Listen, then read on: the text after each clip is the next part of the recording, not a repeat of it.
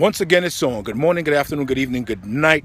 Ricky T. Anthony coming at you with another Ricky's Rants. And right now I'm in the park with my boy.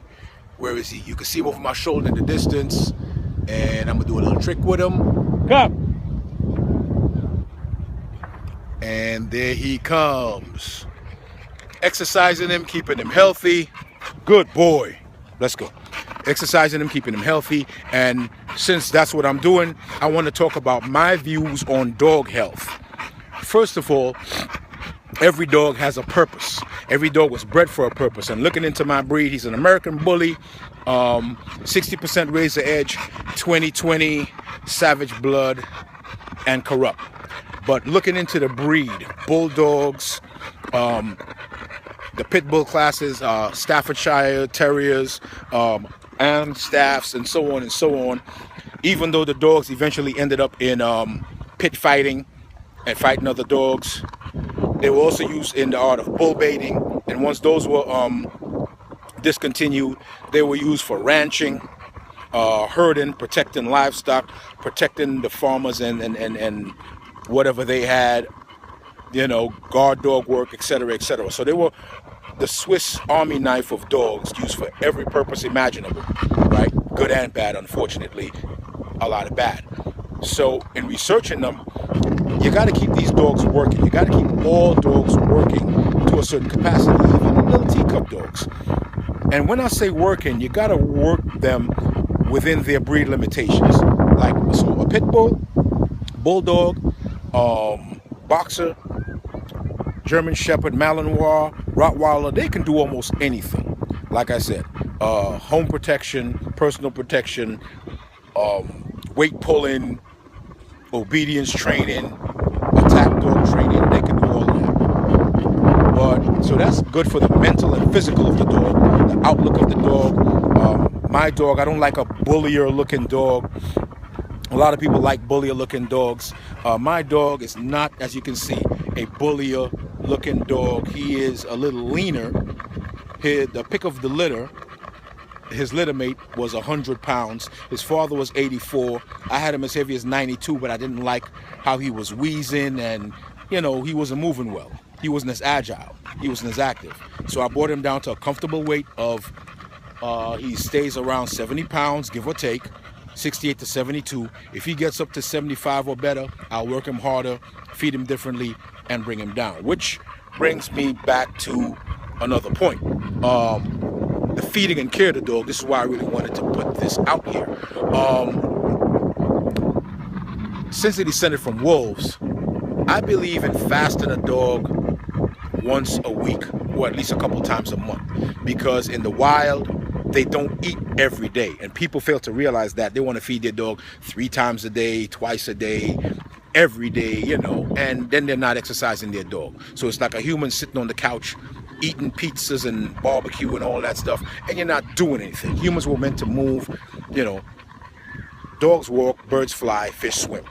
Humans also walk because we're land animals. So, you know, you don't exercise, you don't do your thing, you're going to get fat. That's what happens with a lot of dogs. They'll get fat, they'll get out of shape, you know, and they'll become, you know, they get illnesses that humans normally get. So I believe in fasting them once a week, at least twice a month. And I also put vinegar, apple cider vinegar with mother in his water once a week, which is very good for a dog. It's very good for their digestive system. Then also too, you want to feed raw food. I believe in feeding raw food. I mix raw food with my kibble every day. I feed him some of the highest quality kibble. There's the Blue Buffalo brand, which is pretty good. But what I think is better is Taste of the Wild. There's no additives, preservatives, no none of that animal byproduct and all that BS. Stop moving. I'm trying to get you in the picture. All right? And all that other BS is not in there. All right? There he is, my co-host, Bentley. Isn't he beautiful? 3.5 years old. American bully male. Isn't he beautiful? Smile for the camera, boy. Yeah, so that's how I believe in keeping him healthy, keeping his coat shiny. He used to have a lot of allergies. These breeds have a lot of different allergies. And once I put him on the raw food diet and the and using the Taste of the Wild, everything went away.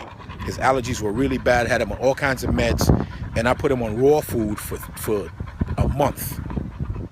And in that month, he cleared up so dramatically. And now when I feed him kibble, it's kibble with raw food mix.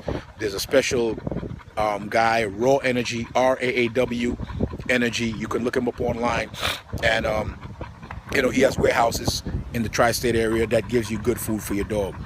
I believe also in if you don't want to order through him, I'll say this first. If you don't want to order through him, you can always do it yourself. Go to your local butcher. You can get certain parts cheap from the chicken, from the beef, and you can put it in a grinder. You can cut it up really small. You can clean it and just put it in his bowl raw, and that'll be good enough.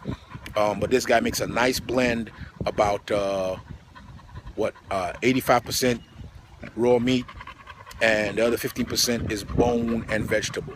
So it gives them a nice balance. I also believe in putting a good fish oil in their food every day, which keeps his coat nice and healthy. I mean, it keeps it glistening. And of course, it's very healthy for them. And if you can, a couple times a week, organic peanut butter. The ones without the peanut chunks, the smooth one. Once or twice a week, put a tablespoon in his food, or put a couple tablespoons in a treat and give it to him. That's also good for the health of the dog. So that's it for me on the health of my dog. I exercise him. I like to do obedience training with him. I like him to run and chase his ball, and get the wind beneath his wings. Air out his lungs. Keep him lean. Keep him muscular.